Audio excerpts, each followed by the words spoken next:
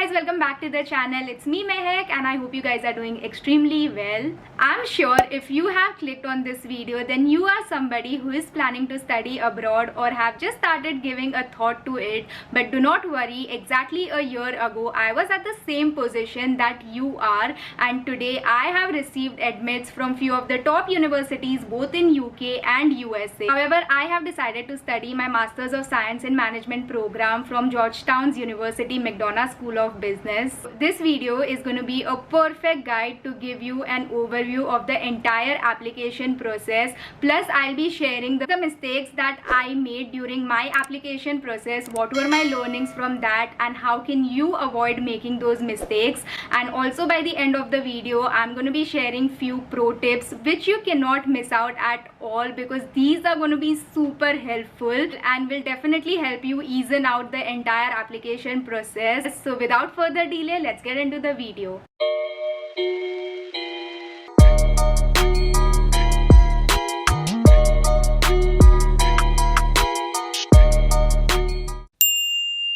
First step has to be shortlisting of universities. Research. Know which universities you'd like to study, what is the course that they are offering, and what are the requirements and criteria for you to fulfill if you want to apply to these universities. How it worked out for me was I shortlisted around 6 to 8 universities and categorized them as first being the dream category, then the reach category, and then the safe category. You should at least have 2 universities in each of these categories, so that's around 6 to 8 universities that you can shortlist. This is the first step you have to do, because this will help you gain a lot of clarity in terms of what are the requirements, what are the criteria, and how can you move forward with the entire application process. Second comes in your standardized test. So if you are applying to US, then giving your GRE or GMAT is a mandate, whereas in UK it isn't really a mandate, because a lot of good universities in the UK has waived off these criteria, or you just need to submit your GPA and that does the work perfectly fine. But again, as I mentioned, you need to have your criteria sorted out of the university and what exactly are they asking for. But if you are applying for a master's degree in the US, then you have to give your GRE and GMAT, and I personally opted out for giving GRE. I gave my GRE exam last year in the month of October, and a mistake I think I made with GRE is the preparation time I took. So I opted out giving the exam just with a preparation time of 3 months, but I think that the exam needs a little more preparation time, because GRE is usually meant for engineering students, and if you're a commerce student like I am, then it's always better to have a longer period of preparation time, at least somewhere close to 5 to 6 months, because I'm sure you want to opt out for these exams just once and do not want to end up giving it twice or thrice. Even though I gave the exam only once, but I still think a little mistake I made over here with my GRE was the preparation time I took. Even though I do not have a lot of idea and knowledge about GMAT exam, but I am sure a lot of universities are open to accepting both of these exam scores. And again, how good you are with your quants and verbal skills. You need to check on the format of the exam and what format are you more comfortable with, and also what exam is preferred by your university. So you need to do this research as well. Moving on to the third point is your English proficiency test. So if you are an undergrad from India like I am, you need to give your IELTS or your TOEFL exam, because it's a mandate. Scores for both of these exams are valid for 2 years, and I gave IELTS because I like the format in which the exam was carried out, and for a fact that I was applying both to US and UK, so I thought that IELTS would be a better option anyways. But you can check the format of both of these exams and they are almost similar, but according to your comfort zone, you can opt out for any of these exams. Mistake I did with my IELTS exam is not booking the slots well in advance. There was a wait of almost 3 to 4 months. I started looking up for the IELTS date in the month of November, and the first date I was getting was in the month of February in Mumbai. So I had to travel to another city in Gujarat, which is Surat, to give my IELTS exam. So if you are somebody from Mumbai and planning to give your IELTS exam, make sure you book your dates well in advance, or else you will have to go to another city to give your IELTS. And considering the fact that IELTS is a 2-day exam where the first day is your speaking and the second day is your reading, writing and listening, this can get a bit tiresome, so avoid doing that. And in order to give IELTS in your preferred city, just book it in advance. And once you are done with your test, start building your resume as soon as possible. You need to make your resume really short and to the point and crisp, but make sure every single thing is included in your resume, from your college grades to your extracurriculum to all the internships you have done and back to how much of an impact you have created in your work.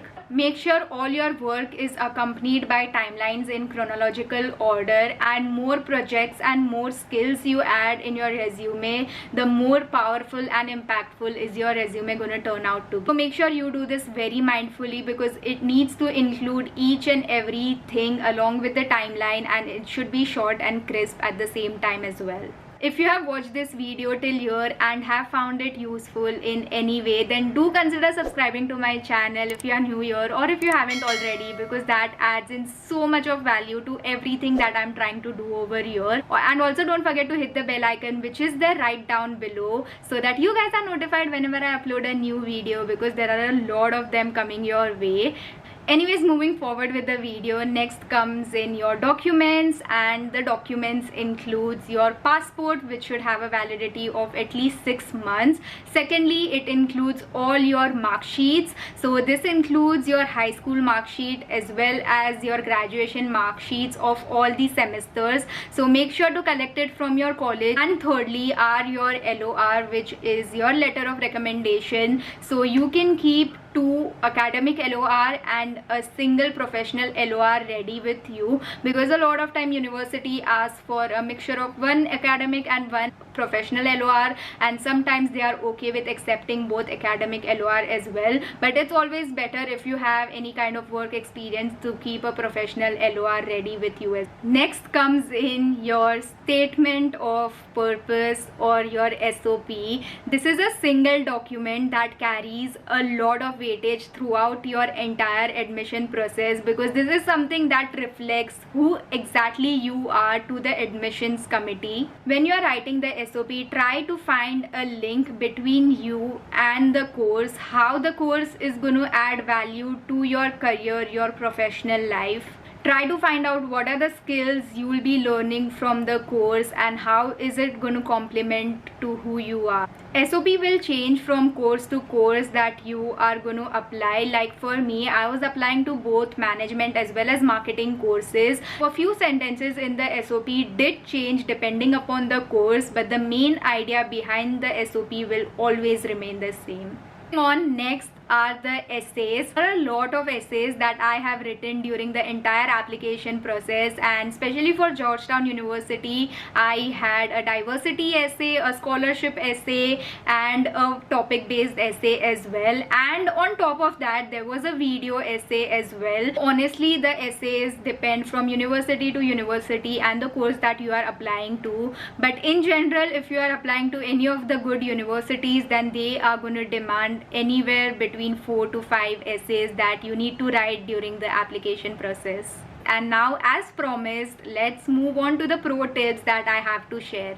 The first pro tip is something that I'm sure you must have heard a lot of times, and I'll be telling you the same thing, that start your application process as soon as possible, because as an international student it is always better to complete your application before the first or maximum by the second deadline. Secondly, do not exceed the word count that they have given you when it comes to your essays or your SOP, because this does not leave a good impression at all. The third pro tip is try to be in touch with the admission committee over the mail of the university you are planning to apply. We usually provide you with a lot of insightful information which a lot of time aren't displayed on the website. The fourth and the most important tip is that if you are hiring an agency or a consultant in order to get done with your application process, make sure you do not give up on doing your own research, because you need to do your own research. You need to know each and everything in and out, and you cannot be 100% dependent on them